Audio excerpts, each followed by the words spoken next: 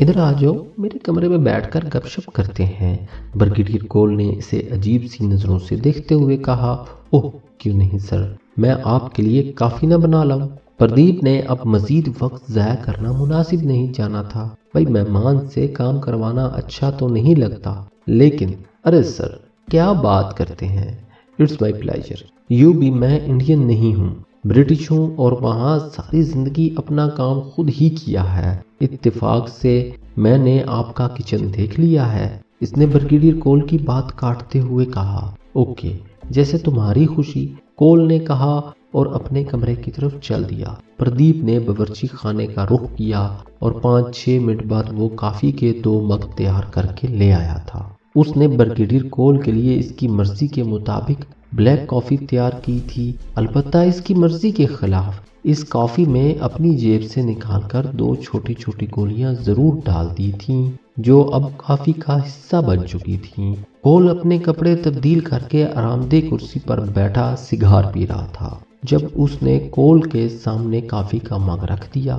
Thank you, کول نے کہا اور مگ اٹھا کر اپنے ہونٹوں سے لگا لیا۔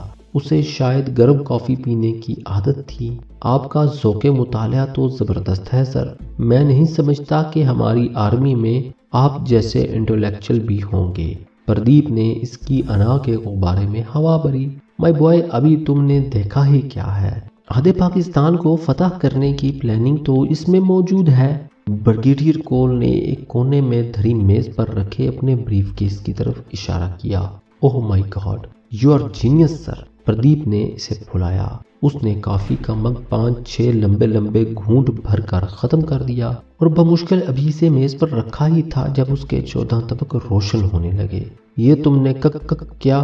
اس کی بات نامکمل ہی رہی۔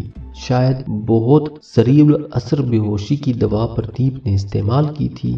ایزی سر، اطمینان سے، پردیپ نے آہستگی سے کہا اور بریگیڈیئر کول کو زمین بوس ہونے سے پہلے ہی اپنے مضبوط بازو میں تھام کر اس کے بیڈ پر لٹا دیا۔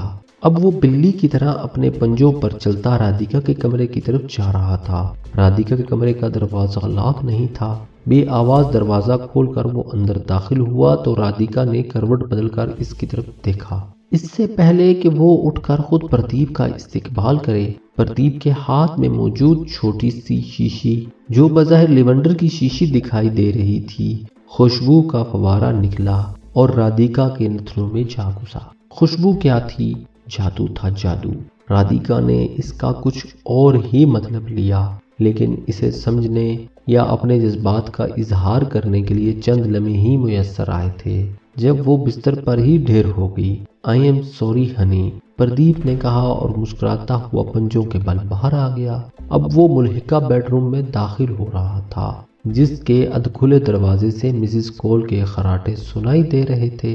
شاید وہ گہری نیند سو رہی تھی۔ خوشبو کے اس سپرے نے اس کی نیند مزید گہری کر دی۔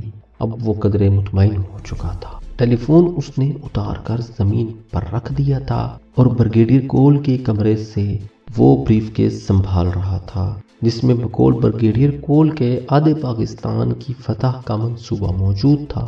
الو کے پٹھے، تم پاکستان کا بال بھی کا نہیں کر سکتے، اس نے نفرت سے بریگیڈیئر کول کی طرف دیکھتے ہوئے اس کی میز کے ایک کونے میں دھری چابیوں کے گچھے سے چابی نکال کر بریف کیس کھولا۔